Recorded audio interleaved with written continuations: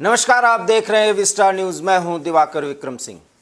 भारत के पड़ोसी देश पाकिस्तान में हाहाकार मचा हुआ है क्योंकि महंगाई की मार और रोजमर्रा से जूझते हुए लोग अब अपने आवाम से ये बात रख रहे हैं हुक्मरानों के सामने कि वह चेत जाएं, क्योंकि पड़ोसी देश भारत एक तरफ विकास की राह में बहुत आगे बढ़ चुका है, वहीं पाकिस्तान एक परमाणु संपन्न राष्ट्र और स्वाभिमानी राष्ट्र होने के बावजूद आज 2 जून की रोटी का इंतजाम करने के लिए भी बहुत मुश्किलों से वो दो चार हो रहा है। इसके लिए आखिर में जिम्मेदार कौन है? जिम्मेदारी हुक्मरानों पर आती है, लेकिन जिस राजनीतिक अस्थिरता की स्थिति और वहां पर कई ऐसे खित्तों में जो आतंकवाद फल फूल रहा है, उसको लेकर के न तो देश में न तो विदेश का पाकिस्तान के प्रति कोई ऐसा भाव है जिससे पाकिस्तान के वर्तमान हालात से उसको निकालने में सहायता दी जाए और वो सहायता दीर्घकालिक हो। हालांकि पाकिस्तान IMF से लेकर के वर्ल्ड बैंक तक की गुहार लगा चुका है कि वो सामने आए, क्योंकि बाढ़ के बाद बेहाली की कगार पर पहुंचा पाकिस्तान कहीं एक ऐसी स्थिति में ना आ जाए जिससे अराजकता चरम पर पहुंच जाए और देश के टूटने का भी खतरा पैदा हो जाए। हम आपको बता दें कि इस संबंध में पाकिस्तान के प्रधानमंत्री शहबाज शरीफ ने भी एक बयान दिया है कि एक स्वाभिमानी राष्ट्र होने के नाते और इस्लाम को मानने वाले होने के नाते जिस बेकारी और भुखमरी की स्थिति में पाकिस्तान जा रहा है, ऐसी स्थिति में दूसरे देशों से सहायता मांगना स्वाभिमान को बड़ा ठेस पहुंचता है। फिर सवाल यह है कि शहबाज शरीफ सहित वो तमाम नीति निर्धारक पाकिस्तान के आखिर में क्या कर रहे हैं और उन्हें क्या करना चाहिए।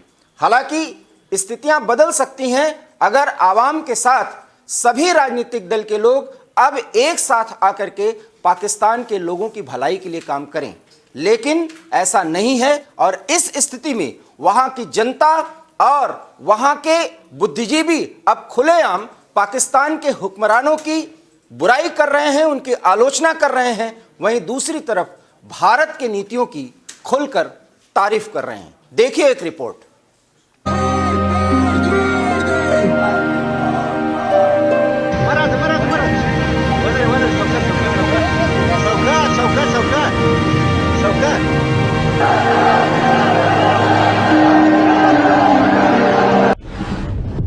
भुट्टो ने खाई थी भारत को तबाह करने की कसम। घास की रोटी खाने की खाई थी कसम, लेकिन भारत को बर्बाद करने की हसरत ना हो सकी पूरी। बेईमान हुक्मरानों की कारस्तानी तबाही और बर्बादी झेल रहा पाक आवाम। भारत की आर्थिक ताकत का लोहा मानने को मजबूर हुआ पाकिस्तान। क्या अब भी जीतेगा पाकिस्तान? पाकिस्तान के पूर्व पीएम जुल्फिकार अली भुट्टो ने अपनी आवाम के सामने एक कसम खाई थी कि चाहे पाक आवाम को घास की रोटियां खानी पड़े तो भी भारत के टुकड़े करने और ताकतवर देश बनने की कोशिश हमेशा जारी रहेगी। हालांकि चोरी छिपे पाकिस्तान ने परमाणु बम तो बना लिए, लेकिन ताकतवर नहीं बन पाया। हाँ, उनकी एक बात सही साबित होती नजर आ रही है कि भारत के टुकड़े करने की कवायद में पाक आवाम को बामुश्किल से 2 जून की रोटियां मिल रही हैं। महंगाई की मार से जनता पूरी तरह से त्रस्त है। आर्थिक संकट की स्थिति से जूझते पाकिस्तान में लोगों के पास आम जरूरतों की चीजों के लाले पड़े हैं। आलम यह हो चुका है कि आटा दाल तक के लिए लोग तरस रहे हैं और एक दूसरे की जान लेने पर उतारू हो रहे हैं। लोगों के पास ना तो पर्याप्त पैसा है और ना ही खाने के लिए संसाधन है। तो वहीं पर दूसरी ओर जिस भारत को पाकिस्तान तबाह करना चाहता था, वो भारत तमाम मुश्किलों से जूझता हुआ तेज गति से विकास के पथ पर अग्रसर है और वैश्विक स्तर पर भारत की अर्थव्यवस्था 5वें स्थान पर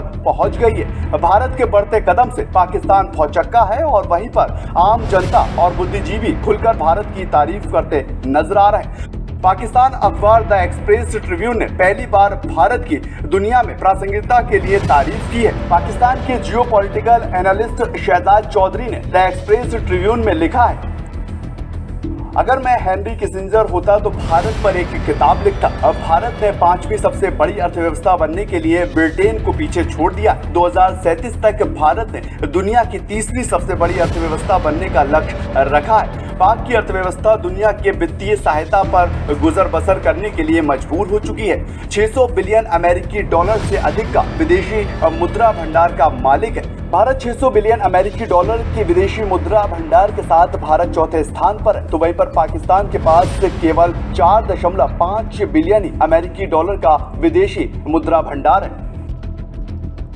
चौधरी के मुताबिक पाकिस्तान 1971 के बाद से सबसे गंभीर संकट के बीच में है। पाकिस्तान की वर्तमान राजनीतिक अर्थव्यवस्था ने पाकिस्तान की आर्थिक हालात के टुकड़े टुकड़े कर दिए। हालात यहां तक पहुंच गया है कि पाकिस्तान का अंतर्राष्ट्रीय बिरादरी में कद भी गिर चुका है। चौधरी ने भारत की अर्थव्यवस्था की चीन से तुलना की है। अमेरिका के बाद चीन दुनिया की दूसरी सबसे बड़ी अर्थव्यवस्था है। उन्होंने कहा कि जीडीपी में भारत की विकास दर चीन के बाद पिछले 3 दशकों में सबसे अच्छा प्रदर्शन करने वाली अर्थव्यवस्थाओं से मेल खाती है। उन्होंने कहा है कि प्रधानमंत्री नरेंद्र मोदी के कार्यकाल में भारत की अर्थव्यवस्था 600 बिलियन से अधिक हो चुकी है, तो वहीं पर जीडीपी 3 बिलियन अमेरिकी डॉलर से अधिक है। उन्होंने आगे कहा कि भारत की बहुत बड़ी प्रगति है, इसलिए सभी निवेशक भारत में निवेश करना पसंद करते हैं। वहीं दूसरी तरफ चौधरी ने पाकिस्तान के निवेश की तुलना की है। उन्होंने कहा कि सभी विदेशी निवेशक पाकिस्तान में राजनीतिक अस्थिरता, आर्थिक नीतियों की कमी, आतंकवाद और भ्रष्टाचार के साथ विभिन्न संसाधनों की कमी के कारण पाकिस्तान में निवेश करने से बचते हैं। शहजाद चौधरी ने जिस अंदाज में बेबाकी के साथ पाक हुक्मरानों को धोते हुए भारत की ताकत की तारीफ की है, उससे ये लगता है कि आने वाले दिनों में पाकिस्तान के लोगों की आवाज अपने देश में सुधार के लिए और मुखर होगी। Bureau report, AB star. तो देखा आपने कि पाकिस्तान के हालात बद से बदतर होते जा रहे हैं और प्रधानमंत्री शहबाज शरीफ को भी अब नहीं सूझ रहा है कि आखिर में इनिशिएटिव क्या लेना है।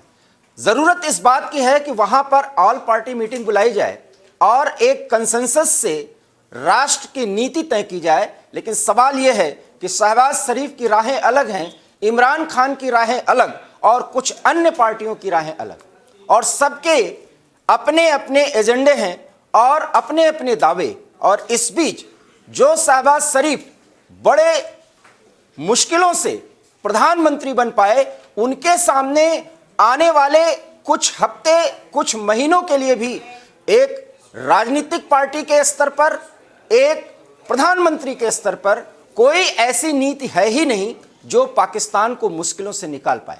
और उनकी एक ही कोशिश है कि अब वो अमेरिका सहित वो तमाम अंतर्राष्ट्रीय एजेंसियां उनके शरण में जाएं और उनसे फौरी तौर पर कुछ ऐसी मदद की गुहार लगाएं जो उन्हें मिले, ताकि पाकिस्तान अपने ऊपर के कर्ज के ब्याज को अदा कर सके। और ऐसे में चीन जिस तरीके से पाकिस्तान की बेइज्जती कर रहा है और समय के हिसाब से वो ऐसी मांग उठा रहा है कि अब पाकिस्तान को जो भी लोन चीन ने दिया है उसका मूलधन का जो ब्याज बनता है वो पहले अदा करे, इसके बाद ही कोई फौरी मदद चीन की तरफ से पहुंचाई जा सकती है। हालांकि सऊदी अरेबिया ने पाकिस्तान की तरफ हाथ बढ़ाया है, लेकिन सवाल यह है कि क्या इन मददों की बदौलत पाकिस्तान की स्थिति बेहतर हो सकती है?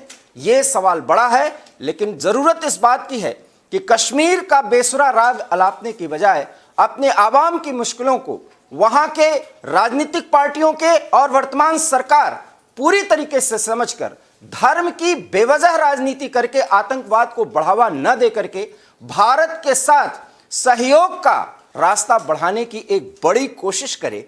शायद उससे न सिर्फ पाकिस्तान का बल्कि भारत का भी भला होगा। लेकिन पाकिस्तान है कि मानता नहीं, क्योंकि कश्मीर का बेसुरा राग अलापने पर ही वहां के किसी राजनीतिक पार्टी के नेता का वजूद बाकायदा बन पाता है, स्टैब्लिश हो पाता है, क्योंकि ये चाहत आईएसआई और वहां की सेना का है। और सेना और आईएसआई की इस संबंध में आगे की रणनीति क्या है, ये तो ना पाकिस्तान के हुक्मरानों को और ना तो वहां के प्रधानमंत्री को मालूम है। फिलहाल स्थिति बद से बदतर है। आगे पाकिस्तान का क्या होगा ये आने वाला समय बताएगा। लेकिन वहां जो कुछ भी होगा उसका असर कहीं न कहीं भारत पर भी पड़ेगा। एवी स्टार न्यूज में इतना ही। देश और दुनिया की तमाम बड़ी खबरों के लिए आप देखते रहिए एवी स्टार न्यूज, क्योंकि यहां खबरों का सिलसिला कभी नहीं थमता। फिलहाल मुझे दीजिए इजाजत। नमस्कार।